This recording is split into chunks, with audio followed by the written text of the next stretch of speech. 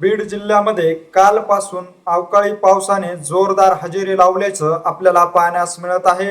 या जोरदार पावसाने हजेरी लावल्यामुळे हातातोंडाशी आलेला रब्बी पिकाचा घास जो आहे तो शेतकऱ्याचा हा निसर्ग हिरावून घेत असल्याचं पाहण्यास मिळत आहे।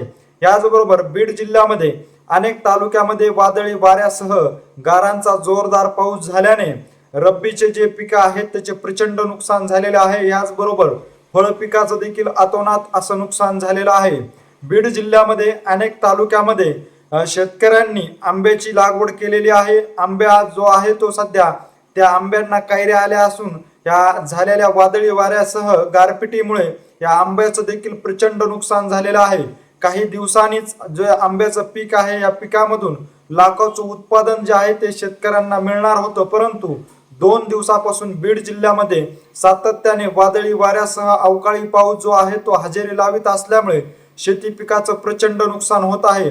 याचबरोबर बीड जिल्ह्यातील गेवराई तालुक्यामध्ये काल वादळी वाऱ्यासह विजांच्या कडकडासह झालेल्या पावसामुळे 2 व्यक्तींचा मृत्यू देखील झाल्याची घटना घडलेली आहे। वादळी वाऱ्यासह विजांच्या कडकड्यामुळे त्या नागरिकांचा मृत्यू झाली असल्याची घटना त्या ठिकाणी सांगण्यात आलेली आहे। याचबरोबर गेवराई, आष्टी, पाटोदा, शिरूर, परळी, माजलगाव ह्या तालुक्यामध्ये देखील वादळी वाऱ्यासह गाराचा प्रचंड पाऊस झाला असल्याचं देखील समोर येत आहे।